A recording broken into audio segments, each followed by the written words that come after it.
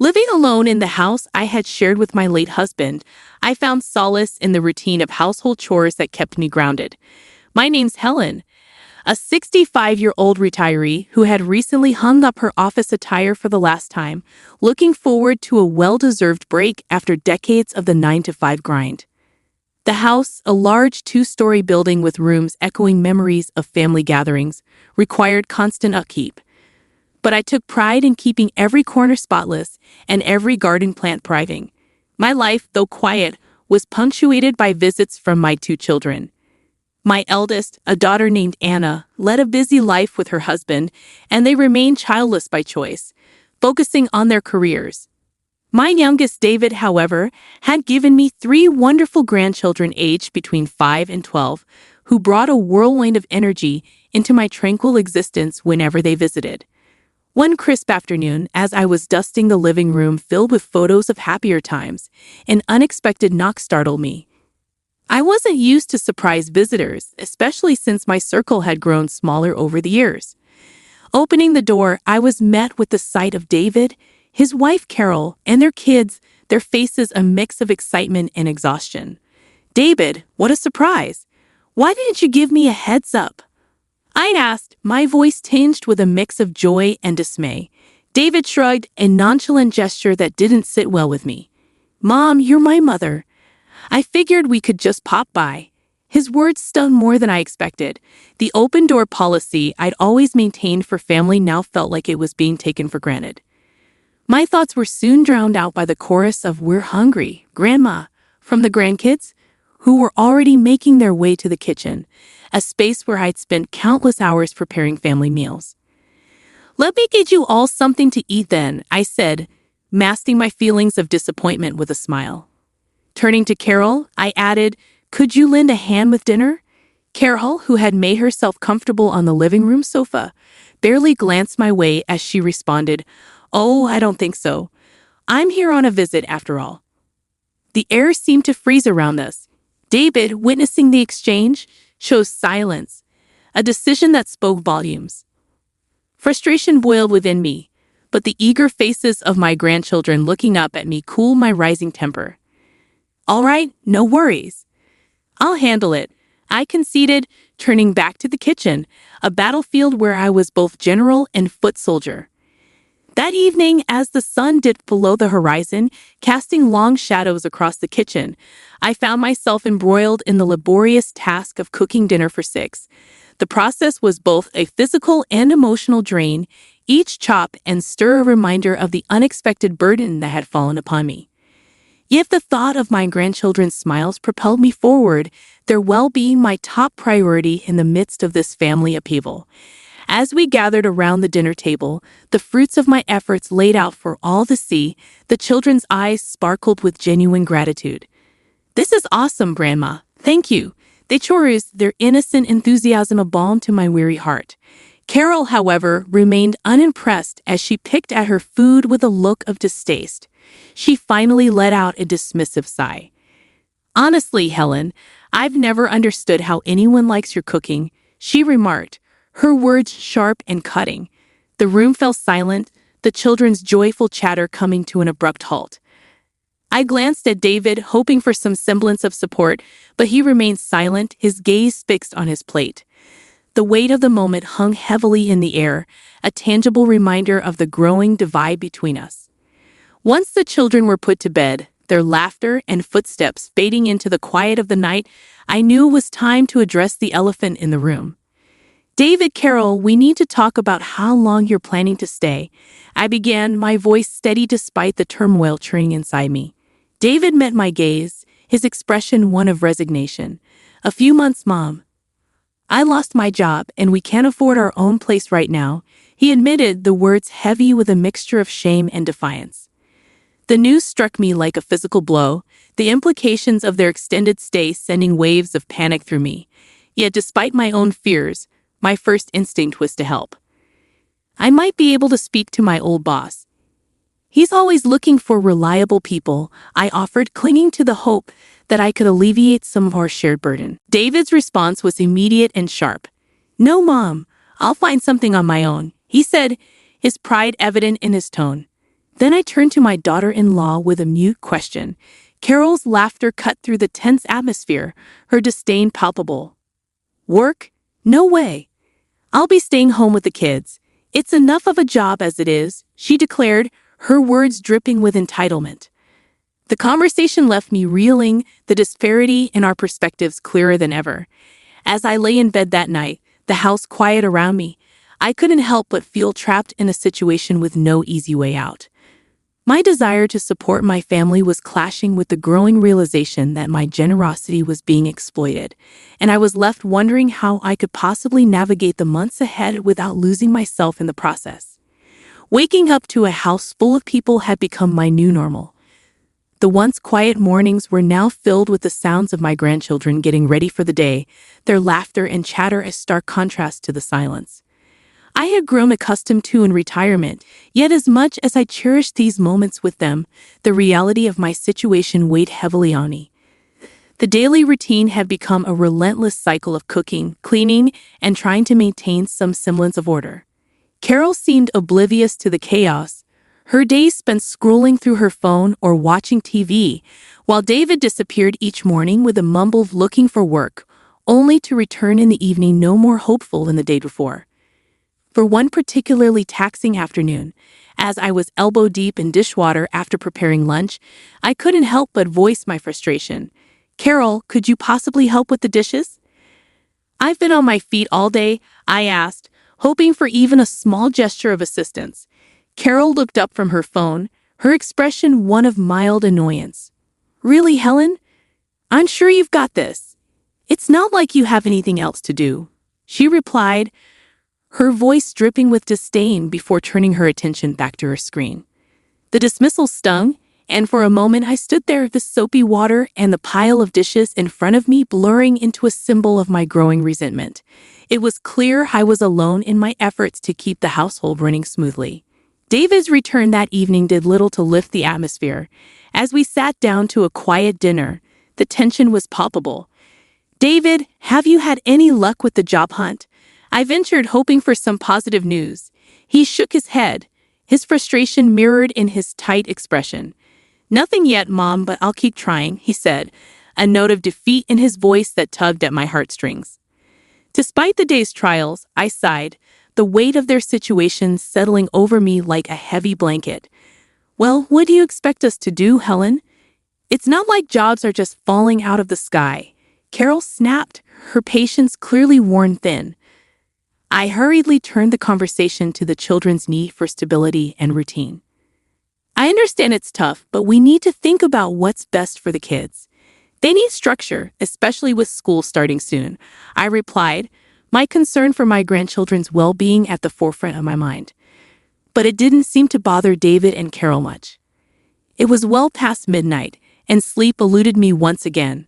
My thoughts were a whirlwind, spinning around the endless cycle of chores and the mounting tension between Carol and me. Deciding a glass of water might calm my restless mind.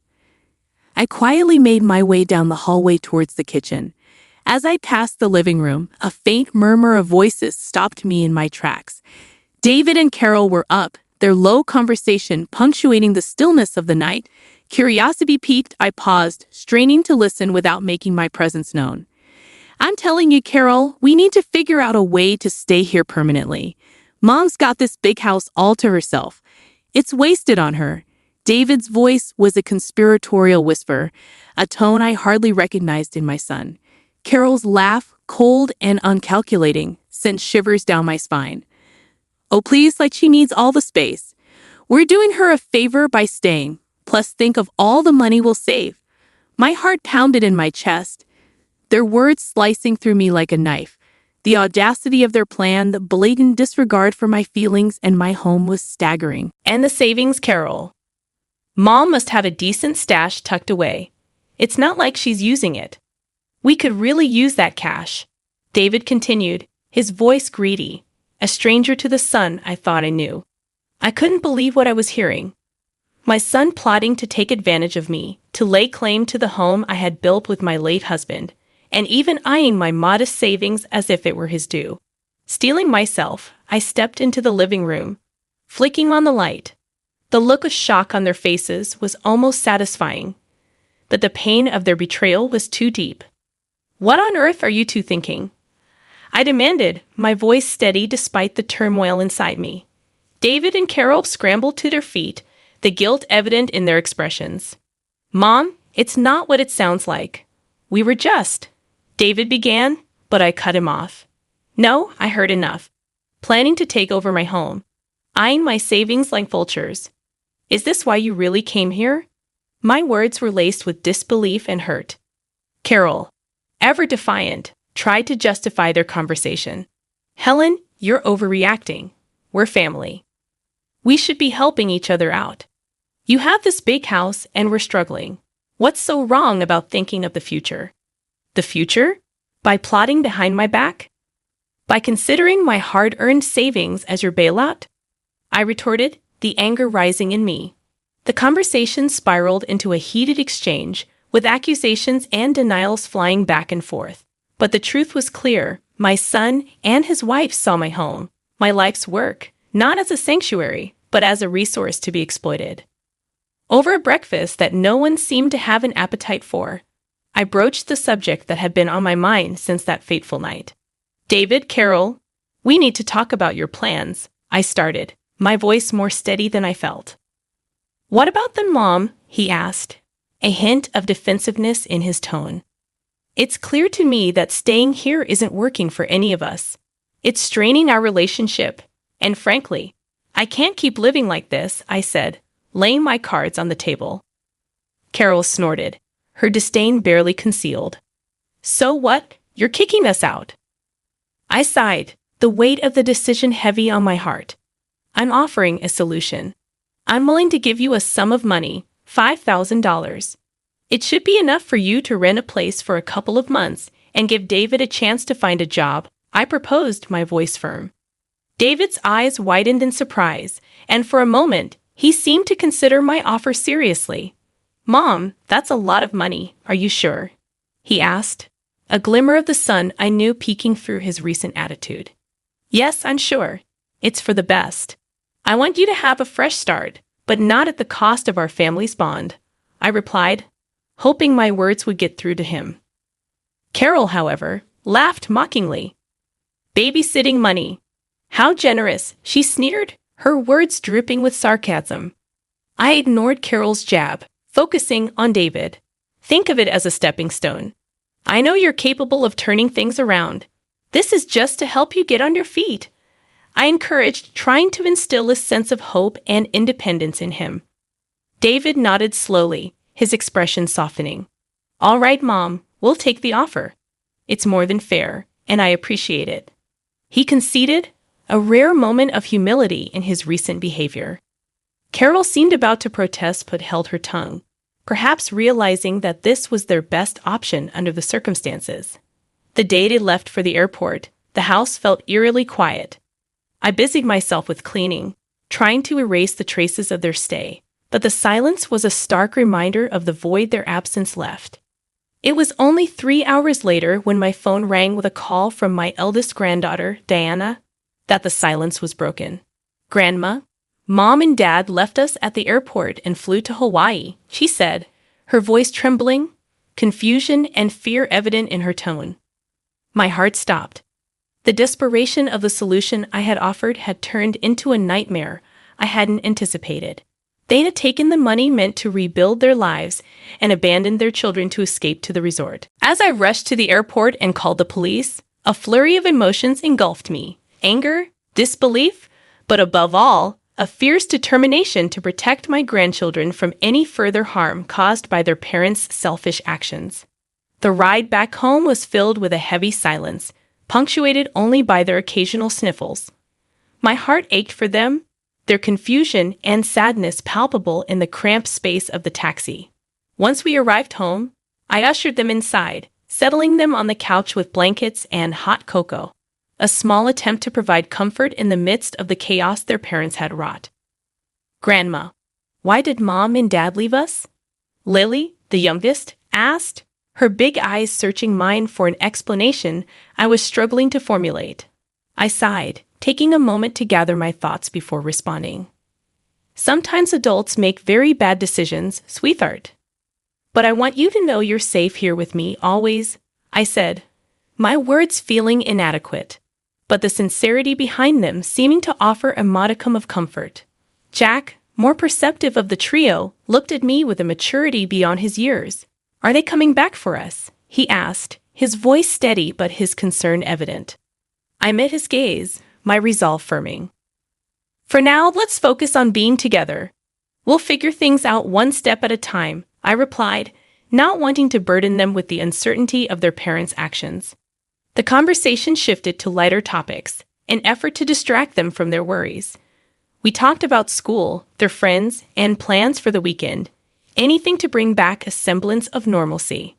The next morning, I was determined to take action. I reached out to a family lawyer, explaining the situation and seeking advice on how to protect my grandchildren. The lawyer was sympathetic, offering guidance on the steps we could take to ensure their well-being. I also made a call to my daughter Anna. Despite the early hour, she answered on the first ring, concern immediately evident in her voice. Mom, what's wrong?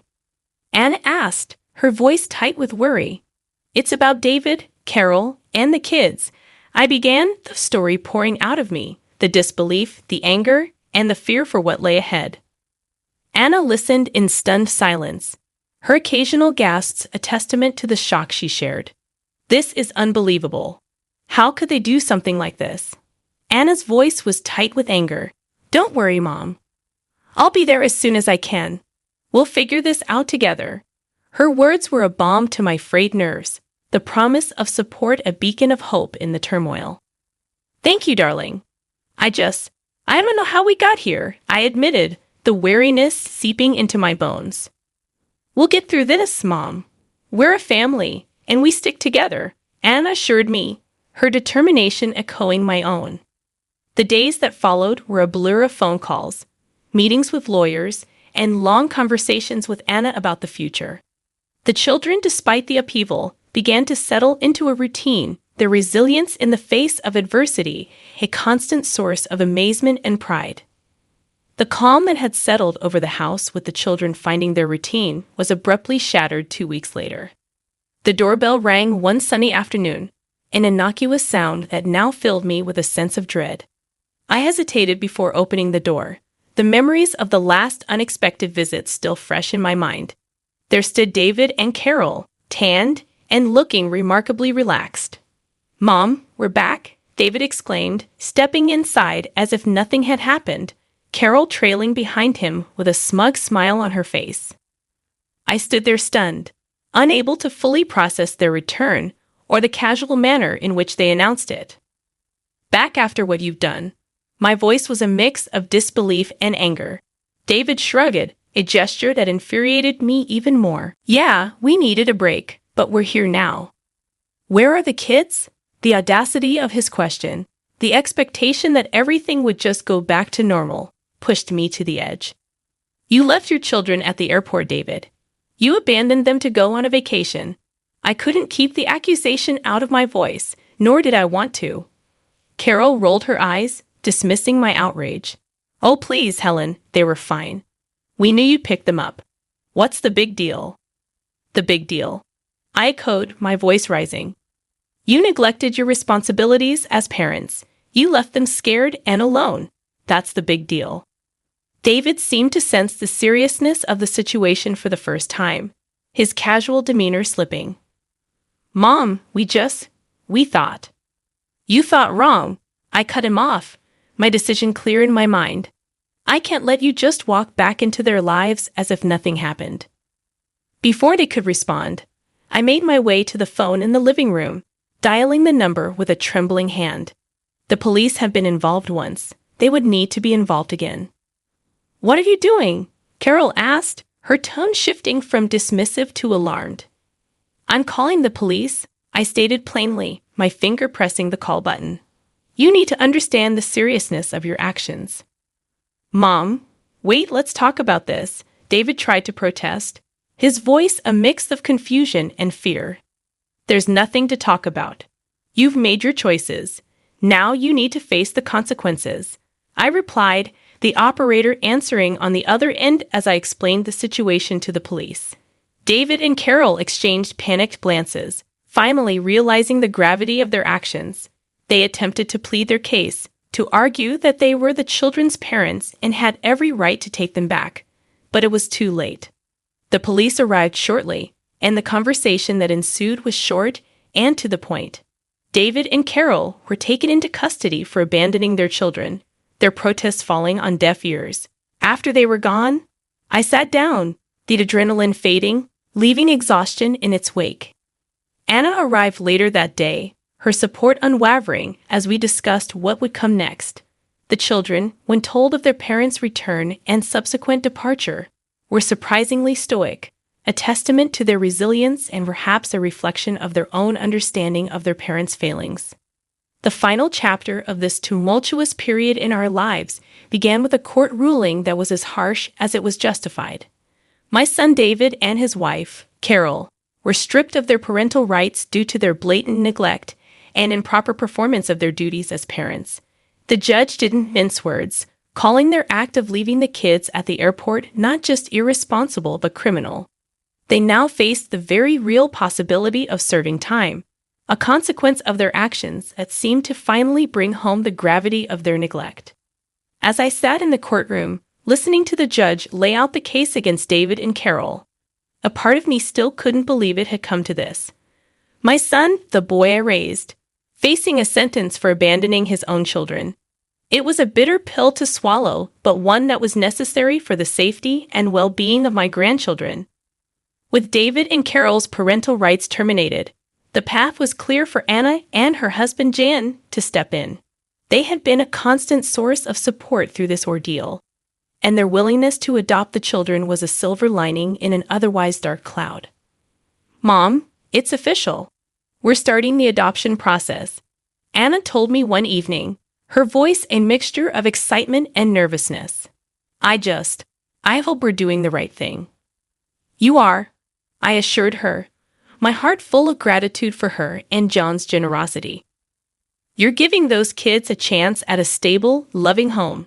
That's more than David and Carol ever did." Anna nodded, her determination clear. "We're going to make sure they never feel abandoned again. They're going to be part of our family, officially." The children, for their part, were slowly adjusting to the idea. The promise of a permanent home with Anna and Jan brought smiles to their faces, smiles that had been too rare in recent months. The day the adoption was finalized felt like a new beginning. We celebrated as a family, a unit strengthened by the trials we faced and overcome together. The joy in the children's eyes as they hugged Anna and Jan, now their official parents, was a balm to my soul. Sitting in my quiet living room later that night, I reflected on the journey we'd all undertaken. It had been fraught with hard-taken challenges, but it had also brought us closer together. The children were safe and loved, their futures bright with possibility. And while the pain of David and Carol's betrayal lingered, the knowledge that justice had been served and that the kids were in good hands allowed me to look forward with hope.